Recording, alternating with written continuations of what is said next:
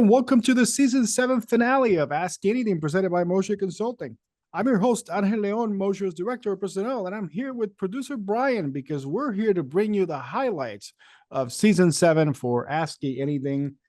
We had a very productive season, I would say. Another season where we really had the content machine churning out a great deal of really very detailed episodes from various topics that I think if you're a fan of the show and you listen closely, you definitely should have enjoyed. And if you're listening to us for the first time, you should definitely go back and listen to this season because it brought just about everything. But before we get to what we want to talk about, let's welcome producer Brian. Brian, how are you? I'm doing great. Welcome, everyone, to our version of the multiverse. This is a quick trip across the spectrum of time and space, our IT consultants chats we had during season 7. And in the spirit of that, the name of this episode on Hell, I have not shared with you because I literally just thought of it. Wait for it. Ready? All I want for Clipsmas is you to listen to ASCII anything. Let's go. Might be our longest title ever. I'm not sure. Oh, thank God we don't have a character limit for that.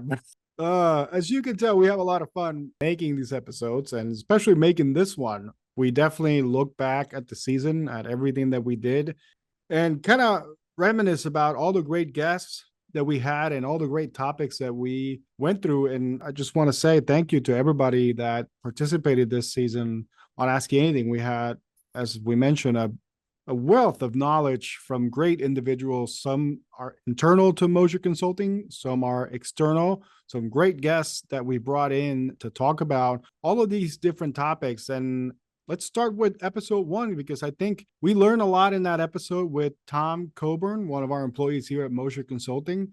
Tom is blind, and we made that episode because we wanted to acknowledge Tom as it was World Braille Day as it was happening when we were recording. So shout out to Tom Coburn for being with us that day. It all started with Louis Braille 200 years ago. He invented Braille when he was 15, and January 4th was the day that he invented Braille and changed the world as we know it today. So Braille is a combination of raised dots. Each number, letter, and punctuation mark in Braille is a combination of 6 dots. There's 3 dots on the left side and 3 dots on the right side. And this 6-dot combination they call a cell. And each letter, number, and punctuation mark is a combination of the 6 dots. If you take those 6 dots and put them in different combinations, there are actually 64 different combinations of those 6 dots. On top of that, which is what I've been taking the time to learn, is Braille takes up more space on the page than print does. And because of that, they try to break down different words and sentences and things into shorter forms they call contractions. Yeah, I always say I love learning about things that I don't know much about. And at the beginning of that episode, my expertise was I knew Braille was a thing. Mm-hmm. I knew Braille existed. I knew it's a series of raised dots that help blind people like the alphabet and read. Pretty much end of list of my extensive knowledge of Braille right there. So it was fascinating to talk with Tom about learning Braille, how it was developed, its applications through technology now, like a Braille reader helping with online reading. That was mind-blowing, and just that was a really fun episode to delve into a subject that I have had very little exposure to. Yeah, no, Tom was awesome in explaining everything that he did to us, especially the technology piece and how that really has impacted his world, not just on a personal level, but also as a professional. Obviously, he is a consultant here with us at Mosher. He works in IT. And so I am just very glad to have had the opportunity to speak with him and learn more about him and how he really functions in a world where, let's be honest, it's not really made for blind people. So yeah, so many things that I, as a sighted person, just take for granted and don't even think about these hurdles and obstacles that were I to lose my sight or were I to never have had sight at all, I would have to, adapt and overcome. Yeah. No, so thanks go out to Tom Cover for being with us. And from Tom, I want to jump into Jira because we touched on that subject a couple of times this season. We brought in a couple guests. Our very own Mark Brickley came to join us to talk about ClearPath, an application that Mosier created specifically for Jira to make sure that your life is easier when you're looking at projects through Jira. And also, we brought in Atlassian Jira influencer Alex Ortiz, who I'm happy to say, if you listen to that episode, he made it. He made it to Jira. He went to the Atlassian conference, and they made him part of the Atlassian community. So congratulations to Alex. And also, I think we can all celebrate the fact, maybe except for Alex, that a taco is a sandwich. Yeah. Actually, I don't know where you fall in that camp either, on hell, but taco's a sandwich. Listen, to me, it's got two sides of a sandwich. Let's stop it. Stop it right there. We chatted a lot about Jira this year with Mark and Alex, and it was really fun. As a Jira user, obviously, I'm by no means any expert in the platform, but I really enjoy it. It's very user friendly. But Mark and Alex really make it seem like it's the easiest thing in the world, and it is. I mean, once you start getting the hang of it, it's a very useful tool. And I think ClearPath, Mosier's application in the Jira platform, is doing wonders for those who are currently using it. So if you want to check that out, obviously go to mosierit.com to find more information about it. But yeah, we had a lot of fun. At a high level, Jira allows you to create these collections of tickets called projects. And there's a couple different methodologies for them. The one that I subscribe to the most, because I'm a software person, is I like to have a project for every software product that you have. So let's say your company builds 4 products. I'm probably going to create 4 projects for it. Why? Okay. Every ticket has a prefix on it that identifies the project that the ticket's in.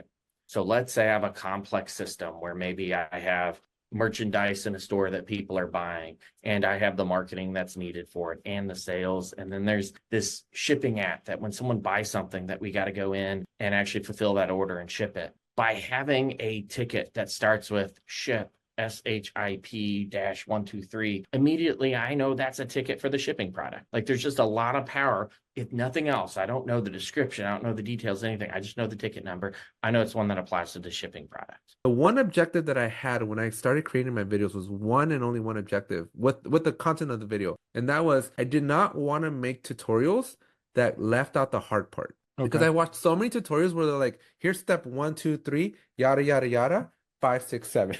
And that yada, yada, yada is the critical part. It's the part that you need, right? And I was like, I did not want to do that. I wanted to walk everybody through step 1 through Z and give it to you the way it needs to be, so that you knew exactly at the end of the day or at the end of that video how to do that thing without knowledge keeping anything, without, gatekeeping, without, leaving out critical information. And I think that's what resonated with the audience, right? That and the fact that I explained it in a way that I put their hat on, like the end user. I didn't explain it from like, I'm in this ivory tower, I know everything about Jira.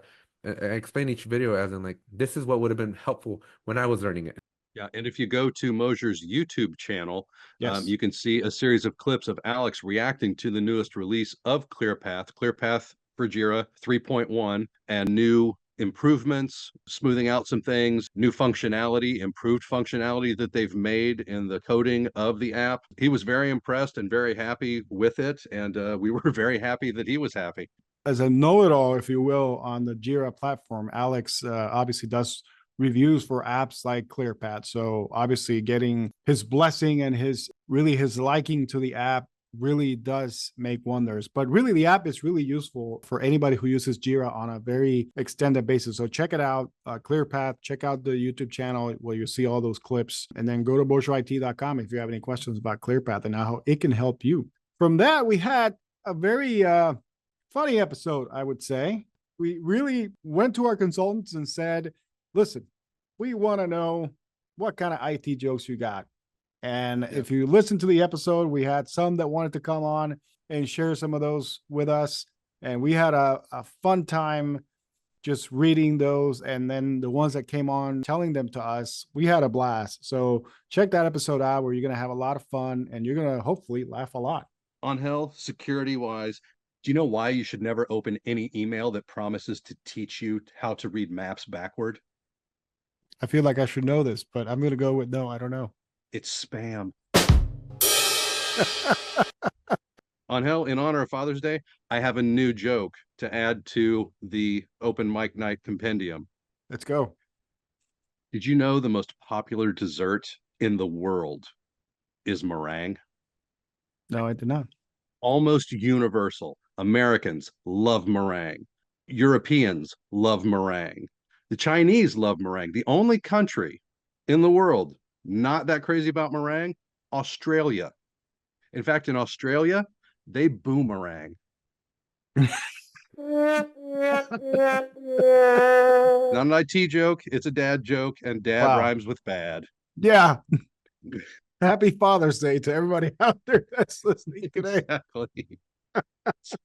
Yeah, one of my favorites was Toby Matherly's joke that he sent to us, where it was customers saying, "Hello, my router isn't working properly." Tech support responding, "Okay, what lights are on?" And the customer answering, "The hallway and the kitchen." No one who does remote support is laughing at that. They're just banging their head lightly Yeah. or very hard on their desk / They're- keyboard. They're having bad flashbacks right now. It's just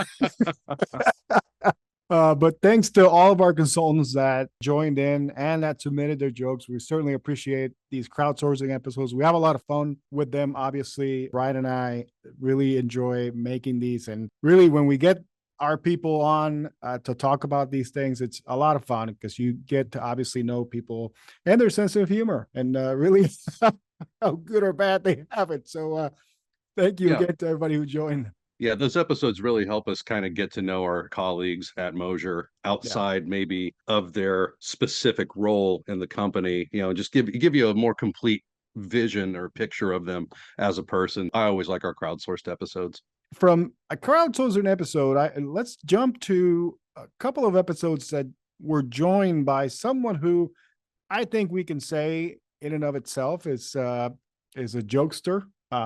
If you listen to both episodes that we did with Kevin Gwynn this season, the one about Microsoft Copilot and then about spring cleaning your computer with Kevin, they were a lot of fun, especially the intros that we made for him. I got to say, he wrote them both.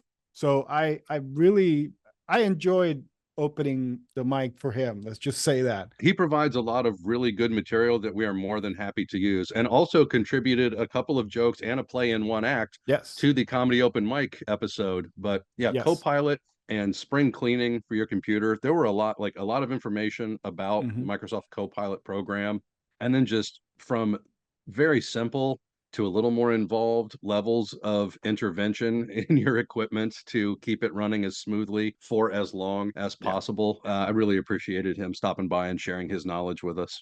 Yeah, I got to say the Copilot one really, from a personal standpoint, I really enjoyed it because it kind of broadened my knowledge a little bit more about Copilot and its usage. I'm a huge fan. I've actually used it a couple of times for designing pictures, funny things. You ask it, "Hey, can you design this for me?"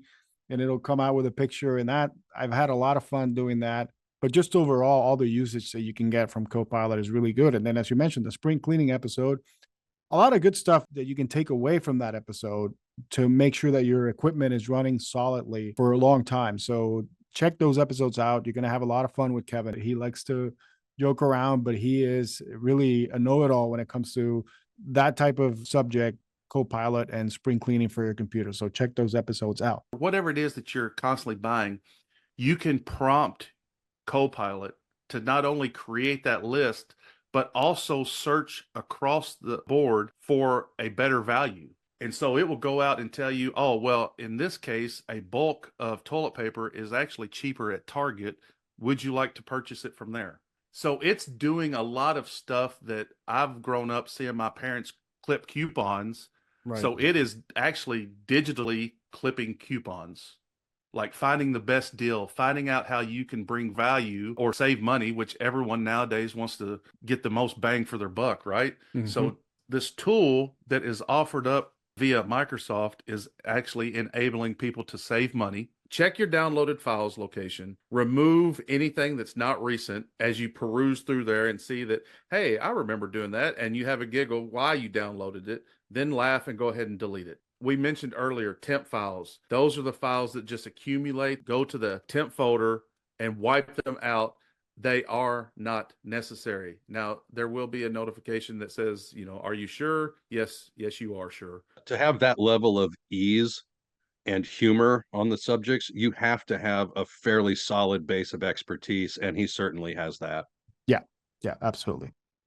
Before we go, we want to touch on a couple of episodes that we did towards the end of the season, and those were geared around our wellness app. So Motion Consulting has had a wellness benefit for its employees for as long as I can remember.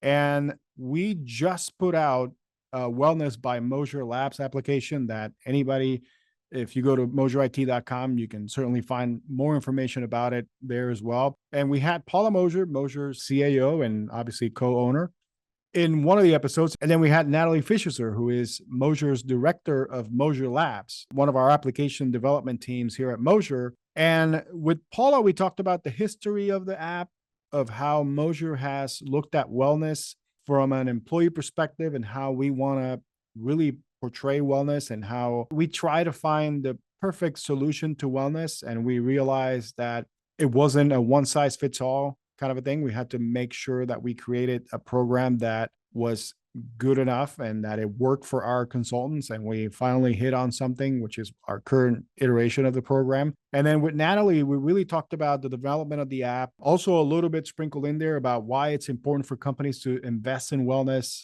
and that type of topics. And then she went a little bit deeper into the development of the app and where it was, where it started and where it is right now and what the future could look like for it. So check those out. I am intimately involved with that app as the administrator for the app for Motion Consulting. I can tell you that it's very easy to use from not just an administrative point of view, but also from a user point of view. And Brian chimed in both episodes about how he, as a user, has felt using the app and how easy it is for him. But it really is. So if you're interested in having an application to manage your wellness, definitely go to our website, mosierit.com, and look for the Wellness by Mosier Labs application.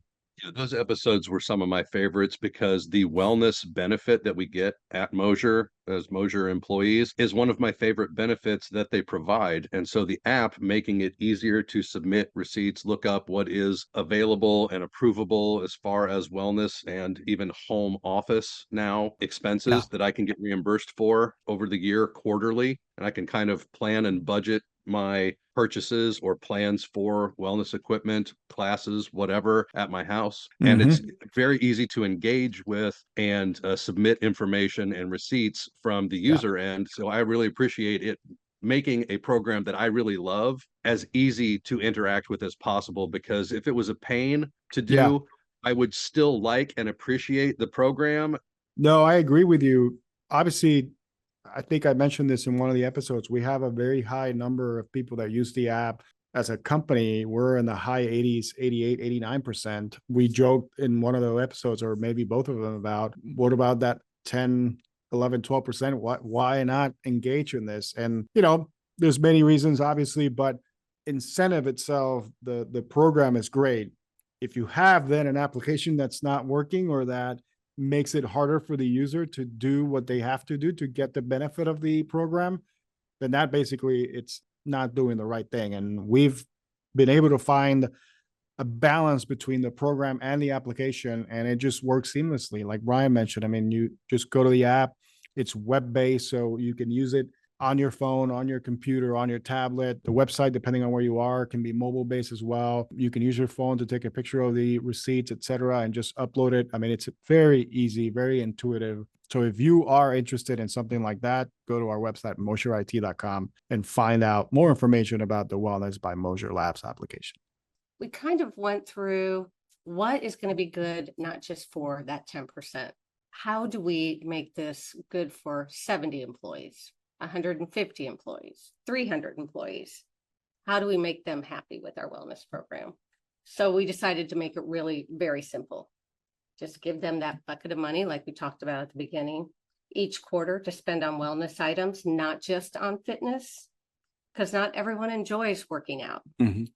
So we decided to add items like spa services, massage or manicure, pedicure, dietary supplements like vitamins or protein powder, and weight management maintenance, such as a dietitian, a nutritionist, even your Weight Watchers fees? So the app, in taking it from a single company to multi-company use, was a significant investment. Our solution was built for Mosier's wellness program, and we knew if we wanted to sell it to other companies, we would need to address flexibility, security, accessibility, and even look at the ease of use to make sure that it makes sense for all users and not just Mosier users. In that process, we rethemed the app and restructured the technical side to allow for multi-tenancy, or in layman's terms, an app that is able to be used by multiple companies versus a single one. We needed to make sure that we allowed for other companies to have the ability to customize their program. So we made it where they could change their dollar amount, payout frequencies, and choose the categories that fit their needs. And with that, we'd like to thank you for joining us this week, and really all season long on ASCII Anything. We have had another wonderful season with great topics, as we just covered. And there's many more. Obviously, if you go back through season 7, you'll find something for everybody.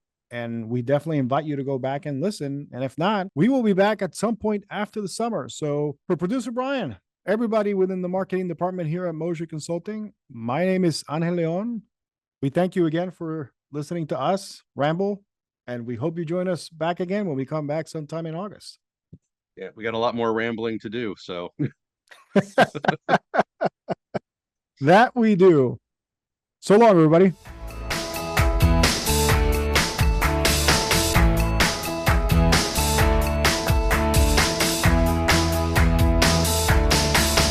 Go